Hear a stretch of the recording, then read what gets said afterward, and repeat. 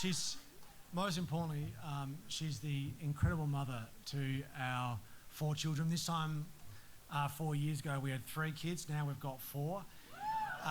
And I can promise you there are no more.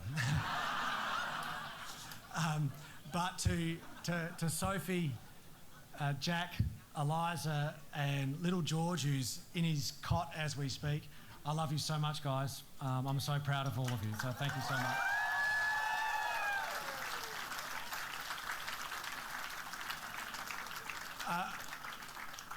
Beyond my eternal gratitude, I do have 2 reflections tonight. One for my colleagues and another for the people of our state.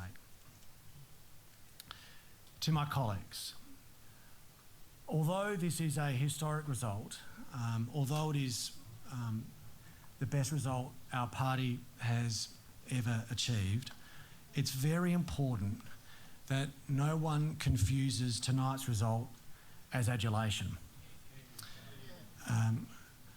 Instead, we should see it as only being an invitation to continue to work our guts out for the next 4 years, to make sure that the next 4 years are as busy as the last 4 years. If you're looking for satisfaction in the Parliamentary Labor team, it shouldn't come from tallying votes. It can only come from using the power invested in us to be used to advance the interests of our state and our people.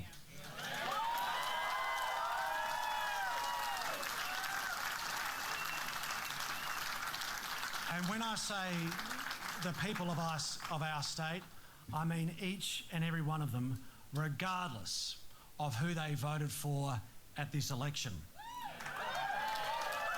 Which brings me to a second reflection. I lined up today, as I've done at each election, at the Woodville Gardens polling booth in my electorate. It's home to one of the more diverse communities in our state. And I got chatting to the gentleman in front of me, who I had met before, and he was Vietnamese. A man small in stature, but tough as nails. He was a boat person. He came out here from Vietnam, fleeing communism, looking for the same thing that my grandparents did. An opportunity to live in a peaceful country where he knew he could work hard, provide for his family, put a roof over his head, and then in turn give back. And as he was queuing up to vote today, he said to me, rather quietly, "I like elections." Thankfully, he had a Labor How to Vote card in his hand. But it sort of struck me as being a clear signal of what patriotism can look like. It reminded me that patriotism in our country comes in a number of forms, all of them good. And I, subsequently this afternoon when I was thinking about tonight, I couldn't help but go back to a poem that was written by one of Australia's greatest authors, if not greatest writer, in Henry Lawson, who of course appeared on our $10 note. And he wrote a piece titled "The Duty of Australians." He wrote it just post our nation's federation, well over 100 years ago. "'Tis the duty of Australians in the bush and in the town to forever praise their country, but to run no other down. When a man or nation visits in the heyday of its pride, 'tis the duty of Australians to be kind but dignified. 'Tis our duty to the stranger, landed may be, but an hour to give all the information and assistance in our power, to give audience to the new chum and to let the old chums wait, lest his memory be embittered by his first days in the state. 'Tis our duty when he's foreign and his English very young, to find out and take him somewhere where he'll hear his native tongue, to give him our last spare moment and our pleasure to defer. He'll be father of Australians as our foreign fathers were.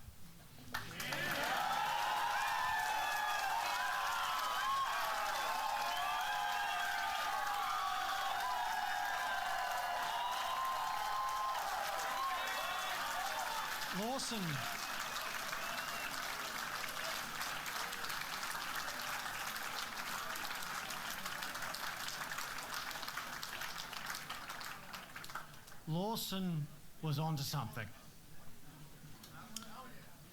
that has remained true to this day in our island continent that we call home.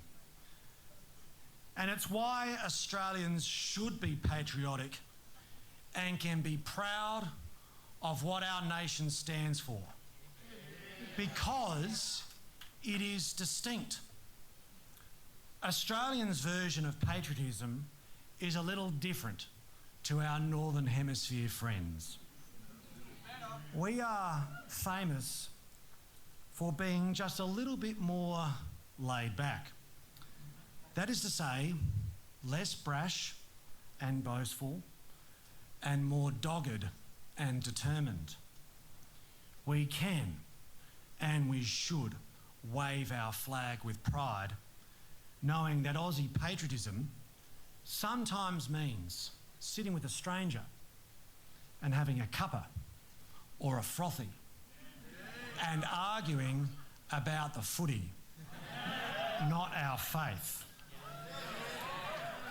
It's been a hot summer in Australia, so maybe we should all look forward to the temperature coming down just a little bit, so that when we sing the national anthem with pride, we don't forget there is a second verse, which reminds us.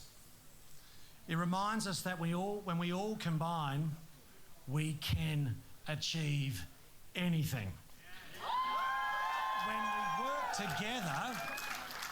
When we work together, diversity has always been our greatest strength.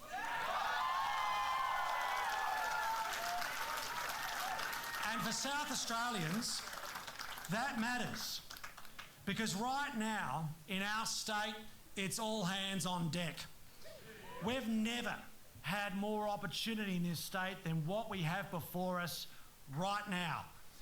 And if we are going to unlock that opportunity to take a growing and expanding economy and turn it into improved living standards for everyone, then we've got to work together.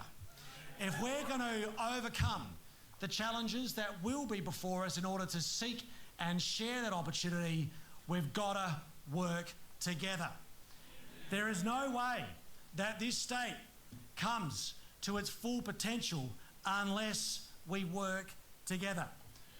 But if we get this right, if we focus on what unites us, a shared love of living in a peaceful, prosperous place, a state full of hard-working people that value care and compassion, then we can harness this moment with our newfound confidence as a state to look out rather than just in on ourselves, to create new wealth and prosperity by celebrating capital as well as labour, so that everyone has a seat at the table of opportunity. so that we set our state up, for future generations who can choose to call this state home with pride as much as we do here tonight. This is a great state in the most magnificent of countries.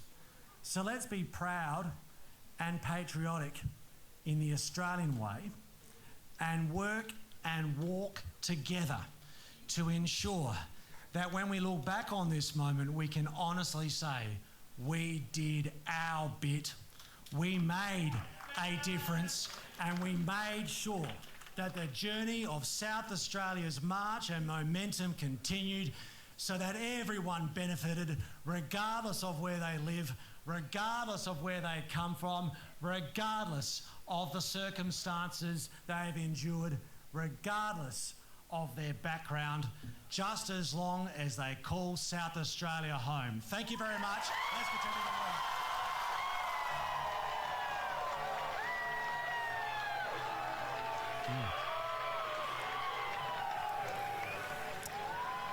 And that is the Premier Peter Malinauskas hugging his family, waving to the crowd after giving his victory speech after sweeping to victory for a second term in South Australia. The chants are going on.